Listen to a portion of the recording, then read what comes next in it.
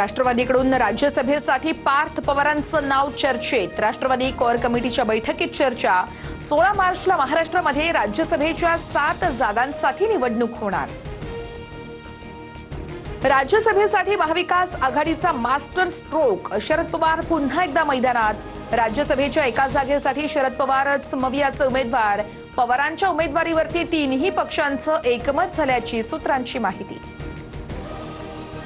राज्यसभा निवडणुकीसाठी भाजपच्या कोर कमिटीची आज रात्री बैठक होणार। भाजपकडून 4 उमेदवार दिले जाणार। रामदास आठवलेंचं नाव जवळपास निश्चित, तर विनोद तावडे, विजया रहाटकर, धैर्यशील पाटील यांच्या नावावर चर्चा केली जाणार। शिंदेंच्या सेनेकडून राज्यसभेसाठी राहुल शेवाळेंचं नाव जवळपास निश्चित। शायना एनसी, संजय निरुपम यांच्याही नावाची चर्चा। पक्ष संघटनेत काम करणाऱ्या व्यक्तीला उमेदवारी देण्यावर पक्षाचा भर, सूत्रांची माहिती। अजित पवारांच्या अपघातग्रस्त विमानाचा 3000 तासांचा रेकॉर्ड गायब। रोहित पवारांच्या दाव्यानं पुन्हा एकदा खळबळ। रेकॉर्डमध्ये हेराफेरीचा दावा। VSR कंपनीला रेकॉर्ड बदलण्यासाठी वेळ दिला जातोय का? रोहित पवारांचा सरकारला सवाल। धान उत्पादक शेतकऱ्यांच्या मुद्द्यावरून विधानसभेत सुधीर मुनगंटीवार आक्रमक। धान उत्पादक शेतकऱ्यांना बोनस देण्यासंदर्भात GR कधी काढणार? चर्चा, मंथन, बैठकांमध्येच वेळ घालवणार का? मुनगंटीवारांनी आपल्याच सरकारला सुनावलं। राज्याला अवकाळीचा तडाखा। नुकसानग्रस्तांना सरकार न्याय कधी देणार? विधानसभेमध्ये विजय वडेट्टीवार आक्रमक, तर मुख्यमंत्री फडणवीसांसोबत चर्चेनंतर नुकसानग्रस्त भागांच्या पंचनाम्याचे आदेश देऊ, बावनकुळेंची माहिती।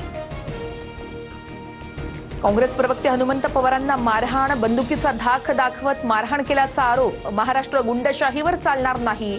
कितीही हल्ले झाले तरी घाबरणार नाही, हनुमंत पवार आक्रमक।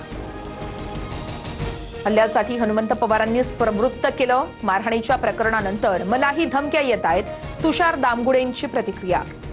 बीड जिल्हा न्यायालय परिसरामध्ये वकिलाला मारहाण। गाडी लावण्याच्या क्षुल्लक कारणावरून मारहाण झाल्याची माहिती, आणि त्यानंतर आता बार काउन्सिलची पोलीस ठाण्यामध्ये धाव। माओवाद्यांचा सर्वोच्च कमांडर देवजीचं आत्मसमर्पण। 42 वर्ष 5 राज्यात दहशत पसरवणारा देवजी अखेर तेलंगणा पोलिसांसमोर शरण। बिबट्याच्या दहशतीवरून राहुरीतील 20,000 शेतकऱ्यांचं पंतप्रधानांना पत्र। बिबट्यांची संख्या नियंत्रणात आणण्यासाठी वन्यजीव कायद्यात बदल करण्याची मागणी। विदर्भ आणि मराठवाड्याला अवकाळीचा तडाखा। परभणी, हिंगोली, नांदेड, इंदापूरमध्ये उभी पिकं आडवी झाली। अनेक गावांना गारपिटीचा फटका। बळीराजा पुन्हा एकदा संकटात। कांदा निर्यात अनुदानाच्या 50% कपातीच्या निर्णयावरती केंद्र सरकारचा U-टर्न। 24 तासांच्या आतमध्ये निर्णय रद्द। नाशिकमधील कांदा उत्पादक शेतकऱ्यांचं 2 कोटींचं नुकसान।